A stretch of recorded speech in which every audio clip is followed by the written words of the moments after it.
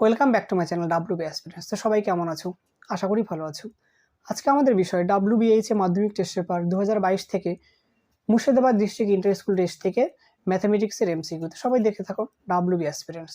রেখাটা দিয়েছে কোনো মূলধন একটি নির্দিষ্ট সরল সুদের হারে 20 বছরে দ্বিগুণ, একই সরল সুদের হারে ওই মূলধন 3 গুণ হবে কত বছরে আমাদের বের করতে দেওয়া হয়েছে। তাহলে আমরা লিখতে পারি যে আসল কি পি টাকা, তাহলে দ্বিগুণ হবে বলেছে, তাহলে কি লিখব যে সুদ আসল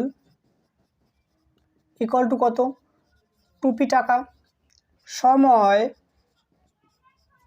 টি ইকুয়াল টু দিয়েছে কত 20 বছর।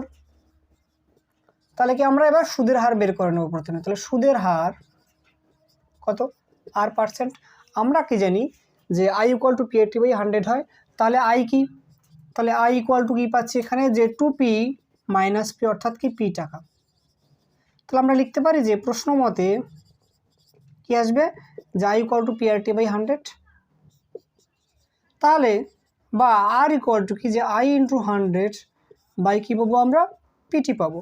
তাহলে i এর মান কত p ইন্টু 100 বাই কী পাবো p ইন্টু সময় 20 বছর। তাহলে 100কে 20 দিয়ে কাটলে কত পাবো আমরা যে 5। তাহলে আমরা r ইকুয়াল টু কি পাচ্ছি যে 5%। এবার দেখো আমাদের সেকেন্ড পার্ট বলা আছে কত বছরে 3 গুণ হবে। তাহলে কি লিখবো যে সুদ আসল কি আসবে 3p টাকা। তাহলে সুদ কত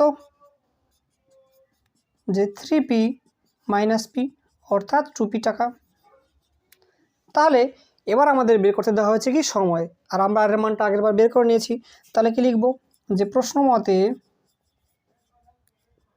i ইকুয়াল টু t/100। তাহলে কি লিখব যে বা t ইকুয়াল টু কি i ইন্টু 100 বাই কত আমাদের যে pr। তাহলে আমরা i এর মান কি পেয়েছি 2p পেয়েছি ইন্টু কত 100 নিচে p ইন্টু কত 5। তাহলে p কেটে যাচ্ছে আর 100কে 5 দিয়ে কাটলে কত পাবো 20 পাবো। তাহলে 2 ইন্টু 20 কত আসছে আমাদের যে 40। তাহলে আমরা সময় কি পাচ্ছি যে 40 বছর। তার মানে আমাদের সঠিক অপশন কি আছে যে অপশন সি। এটা বেশ ইম্পর্টেন্ট অঙ্ক, এটা আমাদের বইয়ে আছে অঙ্কটা। দুইটা দিয়েছে যে অমল ও বিমল একটি ব্যবসা শুরু করে। অমল 500 টাকা 9 মাসের জন্য এবং বিমল কিছু টাকা 6 মাসের জন্য ব্যবসায় নিয়োজিত করে। ব্যবসায় মোট লাভ 69 টাকা এবং বিমল লাভের 46 টাকা পায়। ব্যবসায় বিমলের মূলধন কত? 1 মাস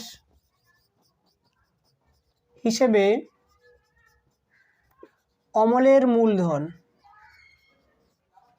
কি লিখতে পারি যে 500 ইন্টু 9, কারণ 500 টাকা 9 মাস কেটেছে, তাহলে 500 ইন্টু 9 টাকা।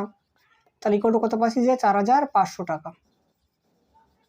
তাহলে বিমলের কত টাকা কেটেছে আমরা জানি না, কিন্তু বিমলের সময় জানি কত 6 মাস। তাহলে আমরা কি লিখব যে ধরি বিমলের x টাকা 6 মাস খাটে। তাহলে কি লিখবো সুতরাং যে 1 মাস হিসেবে বিমলের মূলধন ইকুয়াল টু কি আসবে যে 6x টাকা, সময়ের সাথে টাকা গুণ হয়ে গেল। এবার আমাদের বলা আছে যে মোট লাভ। তাহলে মোট লাভ কত দিয়েছে আমাদের যে 69 টাকা। কি লিখবো যে বিমলের লাভ, বিমলের লাভ কত যে 46 টাকা। তাহলে কি লিখবো যে অমলের লাভ কি 69 মাইনাস কত 46, তাহলে কত পাচ্ছি আমরা যে 23 টাকা। তাহলে আমরা কি জানি যে লভ্যাংশের অনুপাত এবং মূলধন অনুপাত কি হয় সমান হয়। তাহলে এবার আমরা কি লিখব যে প্রশ্ন মতে কি লিখব যে 4500 is to 6x equal to কত যে 23 ইস টু কত 46। তাহলে কি লিখতে পারি যে বা 4500 বাই কত 6x ইকুয়াল টু কত 23 বাই কত 46। তাহলে 23 দিয়ে 46 কাটা আসবে 2, উপরে কত 1। তাহলে আমরা কি লিখতে পারি কোনাকুনি গুণ করলে যে 6x ইকুয়াল টু কত 2 ইন্টু 45 ডবল লিখতে পারি যে by x equal to 2 into 4500 by কত 6। তাহলে 2 দিয়ে যদি 6 কাটি কত পাই 3 পাই, আর 45 কাটলে কত পাবো আমরা 15, পাশে কত 2 0। তাহলে সুতরাং এক্স ইকুয়াল টু কত পাচ্ছি আমরা যে 1500 টাকা।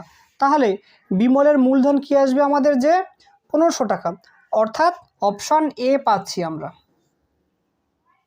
এটা দিয়েছে যে x square by x equal to 4 এই দ্বিঘাত সমীকরণটির বীজ অথবা বীজদ্বয় নির্ণয় করো। তাহলে আমরা কি লিখতে পারি যে এক্স স্কোয়ারকে এক্স দিয়ে কেটে দিলে কত এক্স, এক্স ইকুয়াল টু 4, তাহলে আমরা বীজ পেয়ে যাচ্ছি। তাহলে সঠিক অপশান কি পাচ্ছি যে অপশান বি পাচ্ছি সঠিক অপশান। চারটা দিয়েছে যে এ বি ও সিডি দুটি সমান্তরাল যার প্রত্যেকটির দৈর্ঘ্য 16 সেমি, বৃত্তের ব্যাসার্ধ 10 সেমি হলে জ্যা দুটির মধ্যে দূরত্ব কত।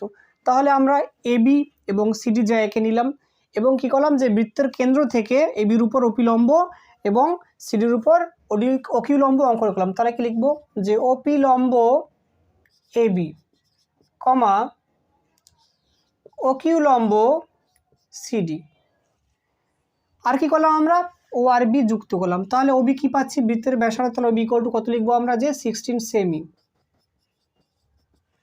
আর বলা আছে কি যে আমাদের যে এবি এবং সিডি ইকুয়াল টু কত যে 16 সেন্টিমিটার। তাহলে আমরা লিখতে পারি যে সুতরাং পিবি ইকুয়াল টু কত হাফ অফ এবি। তাহলে কি আসবে যে হাফ ইন্টু 16 ইকুয়াল টু কত পাচ্ছি যে 8 সেমি। তাহলে দেখো এই যে ত্রিভুজটা পি ও বি এটা একটা সমকোণী ত্রিভুজ, তাহলে কত পাচ্ছি যে পিবি ইকুয়াল টু পাচ্ছি আমরা 8 সেমি এবং বৃত্তের ব্যাসার্ধ কত 10 বলা আছে।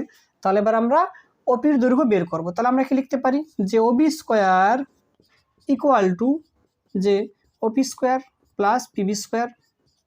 তাহলে কি লিখতে পারি যে বা ওবির মান কত 10 স্কোয়ার ইকুয়াল টু কত ওপির মান আমরা জানি না, প্লাস কত পিবির ভ্যালু কত 8 স্কোয়ার। তাহলে আমরা কি লিখতে পারি যে ওপি স্কোয়ার ইকুয়াল টু কত 10 স্কোয়ার মানে কত 100 আর 8 স্কোয়ার মানে কত 64।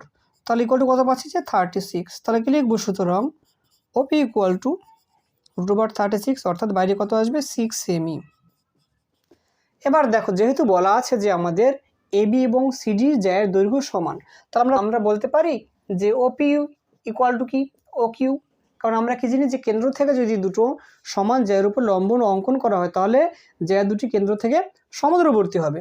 তাহলে আমরা ওপি পেয়ে গেছি। তাহলে কি লিখতে পারি সুতরাং যে পি কিউ ইকুয়াল টু কত যে 6 + 6 অর্থাৎ 12 সেমি। তাহলে আমাদের যে জ্যা দুটি তার দৈর্ঘ্য কত পাচ্ছি আমরা যে 12 সেমি পাচ্ছি, অর্থাৎ আমাদের সঠিক অপশান কি পাচ্ছি যে অপশান এ। আমাদের পাঁচটা দিয়েছে যে অকেন্দ্রীয় বৃত্তের এবি ব্যাস এবিসিডি বৃত্ত হচ্ছে চতুর্ভুজ এবং angle ABC equal to 65 degree, DAC equal to 40 degree হলে কোন বিসিডির মান আমাদের বের করতে দেওয়া হয়েছে। তাহলে আমরা প্রথমে লিখে নেব যে অকেন্দ্রীয় বৃত্তের এবি ব্যাস এবিসিডি বৃত্ত চতুর্ভুজ কোন এবিসি ইকুয়াল টু 65 ডিগ্রি এবং ডিএসি ইকুয়াল টু 40 ডিগ্রি। তাহলে এবার দেখো আমরা কি পাচ্ছি যেহেতু এবি ব্যাস তাহলে এসিবি কি পাচ্ছি একটা অর্ধবৃত্তস্থ কোণ, অর্ধবৃত্তস্থ কোণ কি হয় এক সমকোণ হয়। তাহলে আমরা লিখতে পারি যে কোণ এসিবি ইকুয়াল টু কত 90 ডিগ্রি। সাইডে কি লিখে নেব যে অর্ধবৃত্তস্থ কোণ সমকোণ, অর্ধবৃত্তস্থ কোণ সমকোণ। তাহলে আমরা কি জানি কোণ এবিসি এর মান জানি, কোণ এসিবি এর মান জানি। তাহলে কোণ বিএসি এর মান বের করতে হবে। তাহলে লিখবো যে কোণ বিএসি প্লাস কোণ এসিবি প্লাস কোণ এবিসি ইকুয়াল টু কত 180 ডিগ্রি। কারণ কি দেখো যে কোনো ত্রিভুজের তিনটি অন্তঃকোণের সমষ্টি কত 180 ডিগ্রি হয়। তাহলে আমরা কি লিখতে পারি যে অ্যাঙ্গেল বিএসি প্লাস এসিবির মান কত পেয়েছি আমরা 90 ডিগ্রি প্লাস কোণ এবিসির মান 65 ডিগ্রি ইকুয়াল টু কত 180 ডিগ্রি। তাহলে কি লিখতে পারি যে অ্যাঙ্গেল বিএসি ইকুয়াল টু কি পাচ্ছি যে 180 ডিগ্রি মাইনাস কত 25 ডিগ্রি পেয়ে গেলাম কোণ বিএসি এর মান। তাহলে কোণ বিএসি ইকুয়াল টু কত যে 25 ডিগ্রি আর এটা কত 90 ডিগ্রি। তাহলে আমাদের বের করতে দেওয়া হয়েছে যে কোণ বিসিডি এর মান। তাহলে এবার আমরা লিখতে পারি যে কোণ বিএডি বিএসি প্লাস কি লিখব যে কোণ বিএসি, এই কোণটার এই কোণটা যোগ করলে আমরা কোণ বিএডির মান পেয়ে যাব। তাহলে কি পাচ্ছি যে 40 ডিগ্রি প্লাস কত 25 ডিগ্রি অর্থাৎ 65 ডিগ্রি। এবার আমরা কি লিখব যে কোণ বিএডি প্লাস কোণ কি বিসিডি ইকুয়াল টু কত 180 ডিগ্রি। কারণ কি বৃত্তস্থ চতুর্ভুজের বিপরীত কোণ কী হয় পরস্পর সম্পূরক। আমরা সাইডে লিখে নেব যে বৃত্তস্থ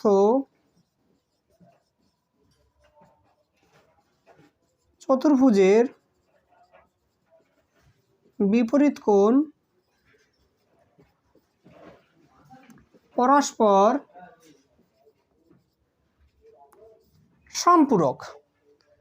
তাহলে আমরা কি লিখতে পারি যে বা অ্যাঙ্গেল বিসিডি ইকুয়াল টু কি লিখব যে 180 ডিগ্রি মাইনাস কত 65 ডিগ্রি। তাহলে কি পাচ্ছি যে 115 ডিগ্রি পাচ্ছি। তাহলে আমাদের সঠিক অপশন কি পাচ্ছি যে অপশন সি পাচ্ছি।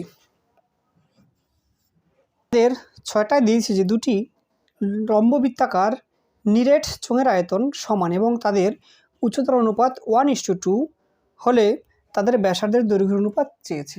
তাহলে আমরা কি লিখব যে ধরি চোঙ দুটির ব্যাসার্ধ ও উচ্চতা যথাক্রমে কি R1 একক R2 একক ও কি লিখব যে H1 একক কি H2 একক। এবার যেহেতু আমাদের বলে দিয়েছে যে উচ্চতার অনুপাত 1:2 তাহলে আমরা লিখতে পারি যে H1:H2 ইকুয়াল টু 1:2। তাহলে কি লিখব বা H1/H2 ইকুয়াল টু কত 1/2। আবার বলা আছে এই দুটোর আয়তন সমান। তাহলে আমরা লিখতে পারি যে প্রশ্ন মতে কি যে পাই R1 square H1 equal to pi R2 square কি H2। কারণ কি প্রথম চোঙের আয়তন ইকুয়াল টু দ্বিতীয় চোঙের আয়তন। তাহলে এক্ষেত্রে দেখো দুদিক থেকে কি আমাদের পাই পাই কেটে যাচ্ছে। তাহলে আমরা কি লিখতে পারি যে R1/R2 স্কোয়ার ইকুয়াল টু লিখতে পারি যে H2/H1। তাহলে দেখো আমরা একটু আগে কী পেয়েছি H1/H2 পেয়েছি কত 1/2। তাহলে H2/H1 কত 2/1 হবে। তাহলে কি লিখবো যে বা R1/R2 স্কোয়ার ইকুয়াল টু কত 2/1। তাহলে কি লিখবো যে বা R1/R2 ইকুয়াল টু কত যে √2/1। তাহলে বা R1:R2 ইকুয়াল টু কী আসবে যে √2:1 আসবে। তাহলে আমরা সঠিক অপশান কি পাচ্ছি যে অপশান বি পাচ্ছি। ডিয়ার স্টুডেন্ট, যদি ভিডিও ভালো লেগে থাকে তো অবশ্যই লাইক করবে, আর চ্যানেলটিতে যারা নতুন এখনও সাবস্ক্রাইব করনি তাদেরকে অনুরোধ করবো সাবস্ক্রাইব করতে। সবাই ভালো থাকো, সুস্থ থাকো, দেখা হচ্ছে পরবর্তী